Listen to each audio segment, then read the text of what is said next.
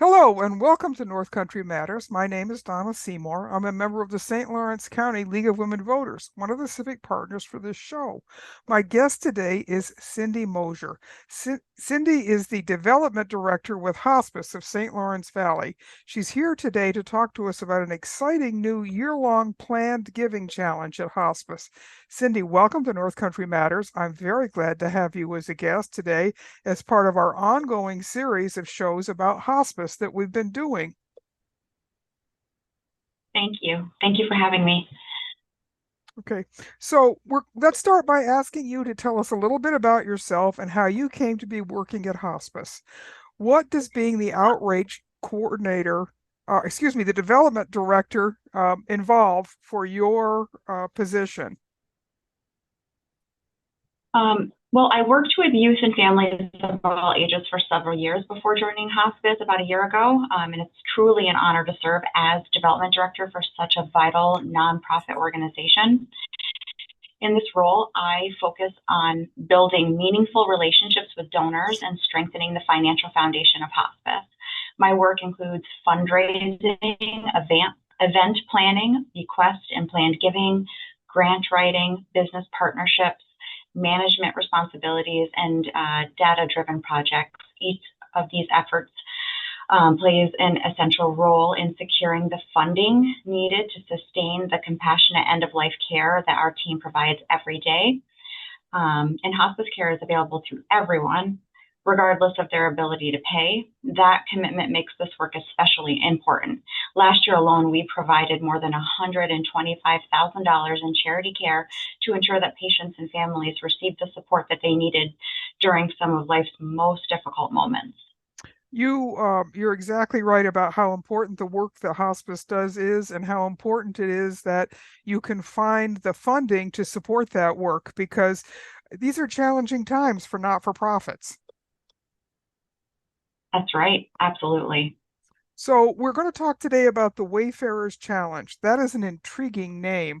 What do you mean by wayfarer in this context, Cindy? Well, wayfarers are people who help others navigate important journeys. Okay, that's a great start to our conversation. So explain how the Wayfarers Challenge is set up. So last year we debuted a brand new grab and go fundraising kit, and this is a great way for the community to use these kits. The Hospice Wayfinders Challenge is a year-long community fundraising initiative inviting individuals and groups to lead the way in support of hospice of St. Lawrence Valley.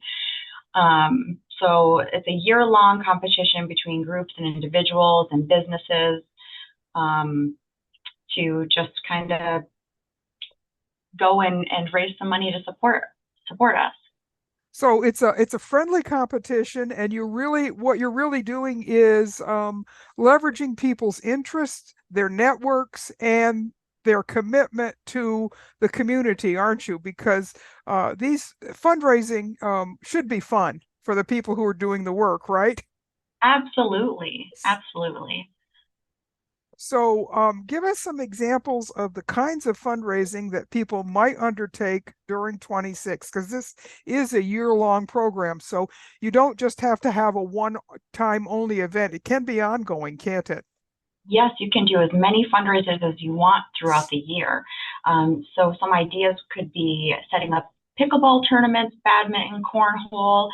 You can do some spare change at your local grocery store. So, for example, maybe a local grocery store wants to just kind of collect some spare change. If someone wants to round up and throw change in a bucket, they could do that all year long. And at the end of the year, bring the bucket to hospice. Tip nights at restaurants, paying to wear jeans on Fridays. Maybe a bank wants to do that, or teachers at a school want to do that. Bake sales, instead of gifts for a birthday, maybe donate to hospice. We actually had a couple for their wedding. Instead of gifts for their wedding, they had something set up where they could donate to hospice as well. Any creative event of your choosing, really.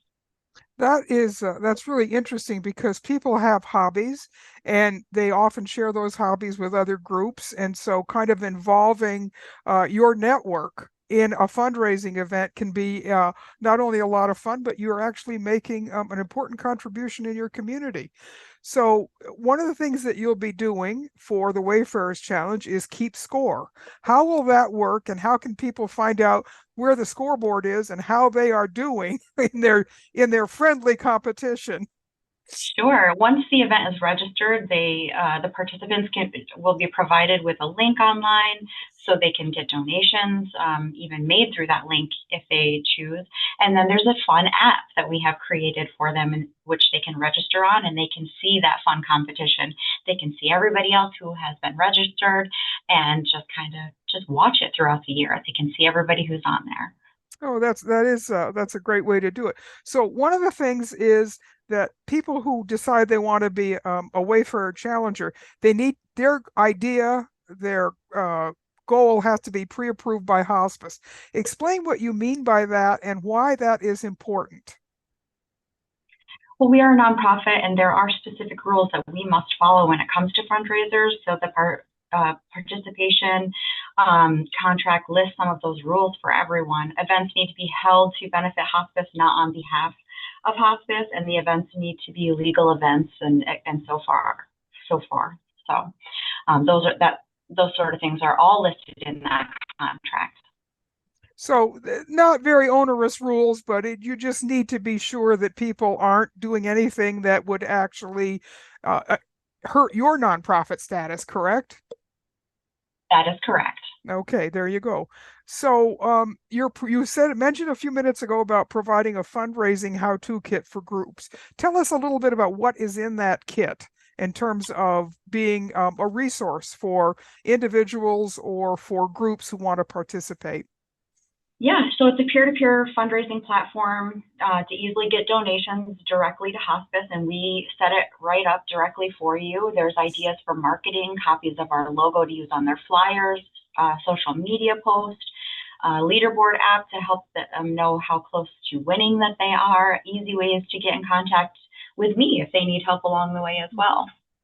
So in the event that people want to set up a donation, they can use the hospice website and the fundraising kit to do that directly. They don't have to collect the money themselves if it's going to be some kind of an electronic fundraiser, right? That's correct. Yep. If they have something set up on our website, we can help them set up their own little link directly to their fundraiser. Okay, that makes a lot of sense, and it takes some of the bookkeeping off these individuals and groups. So hospice is actually offering prizes to the top fundraisers. So describe for us a little bit about the prizes, and can area businesses help out by supplementing the prizes you already have? Sure. The prizes are actually donated from our amazing community. This is just another wonderful way that our community shows their support for hospice. And for now, I'm going to keep those specific prizes a secret. Okay. Just know that the prize list is growing and that the items are amazing. And if you are a business, large or small, who is watching this or listening in, and you want to provide a donation as a prize or even monetary, just please contact me by calling or emailing. Okay, so that's kind of a little friendly competition among businesses about helping out with prizes, isn't it? That's right. There you go. So let's tell people how they can get in touch with you, either to learn more about the challenge and how to get entered into the competition, because you're the direct portal for this Wayfarer, aren't you? All the Wayfarers should be getting a hold of you.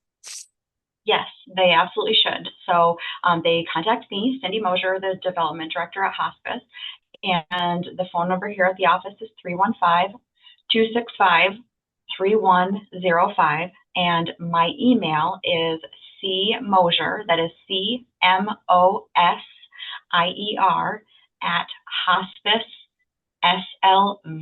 hospiceslv.org. And I will be sure to put all those links in our show notes so people don't have to hurry to write these down, and they'll have that information. So you mentioned a little earlier about the tremendous work that hospice does in the St. Lawrence Valley. Let's remind people just why community support is so important to your organization so that you can turn around and give support to this community when they are going through a very difficult time in their family. Absolutely. Hospice offers compassionate, attentive care focused on comfort and dignity. And by supporting hospice, you help ensure that you and your loved ones can access services earlier, enhancing quality of life with comfort and respect. Our care is available regardless of the ability to pay, and we are here to support patients, families, caregivers, and the entire community with understanding and compassion. Well, thank you, Cindy, so much for your time today. And I really hope that community members think about ways that they and their organization can support the work that you do, because any of our community members who's ever had a reason to call hospice knows just how valuable your services are and what a tremendous relief from the burden of caring for someone at the end of life is. And it's work that is so needed and so appreciated. And this is a way for the community to give back to your organization, isn't it? It certainly is, absolutely. And I would love for hospice to stay around for many, many years. Yes, we it actually has been around for quite a long time. I can remember when it first got started, and you certainly have grown and expanded the services that you provide and the facility that you have to operate out of. So thank you for not only the work that you're doing for development, but the entire hospice team is such an important community asset. Yep, over 40 years. Yeah, there you go.